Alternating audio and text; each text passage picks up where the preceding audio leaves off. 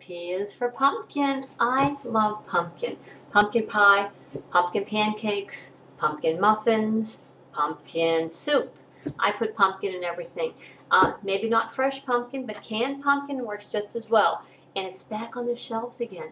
It's been missing for a while. I guess the pumpkin crop last year wasn't so great, so it's been hard to come by, but now it's back on the shelf, so stock up while you can. This is a very simple recipe, probably one of the quickest ones you're ever going to make, and you're going to love it. If you have two things on hand, a can of pumpkin and a box of cake mix. Chocolate cake mix, 1 can of pumpkin, mix them together. That's all there is. That's it. Stir it together, and you're going to put it in a muffin tin, and here's what you're going to end up with. Delicious chocolate muffins. Low in points, high in fiber, low in calories. Delicious. They freeze well. Take them out every morning before you go to work, and you can have a treat on the way. They're delicious. Oh, they're so chocolatey, and again, you don't feel guilty eating them. Now, what I did when I made my batch, I took about 1/3 of the box cake mix and maybe 1/3 of a can, and I mixed that together first because I wanted a stiff batter. And what I did with the stiff batter, all I did was drop it onto a cookie sheet. And I made some cookies. I made some chocolate cookies. And they're, again, tasty. Sometimes in the evening, all you want is just a quick little pick-me-up or a little sweet treat. And there you go with a delicious, moist, chocolatey. Couldn't be better. Put it in the oven, 350 degrees, 35 minutes. And there you have dessert. That's it. Done. Finished. I told you it'd be easy. One of the easiest recipes I can make. And somebody else told me once they used a spice cake mix, and they put the pumpkin in and added a little bit of cinnamon and nutmeg and made a different variety. The choice is yours. It could not be simpler.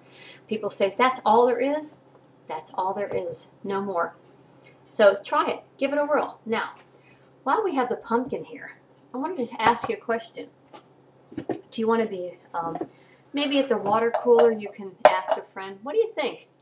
What would happen if I put this pumpkin in a big bucket of water? Would it sink or would it float? What do you think? I teach kindergarten. That's my other job. And we always do this experiment. I show them the pumpkin and I show them a grape. A grape. And we have a guessing game. Which one's going to sink and which one's going to float? And of course, everybody says pumpkin's going to sink and this is going to float, but let's find out. I have a container of water here right in my sink. Take the pumpkin. I'm going to just point the camera down a little bit to the sink. Ready? Pumpkin in. Woo! Look at that. How about that? Pumpkin is floating. Listen to this. Here goes the grapes. Plop, down to the bottom. Believe me, it's not floating at all. Listen again.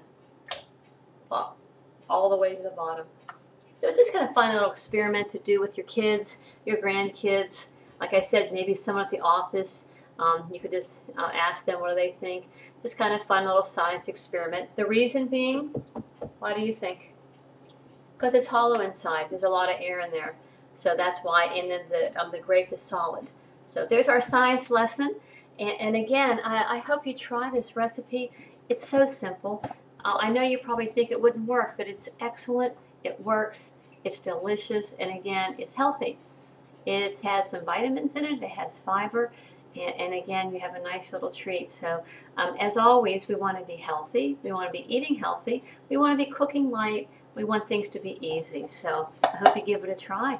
And as always, happy, healthy eating and cooking.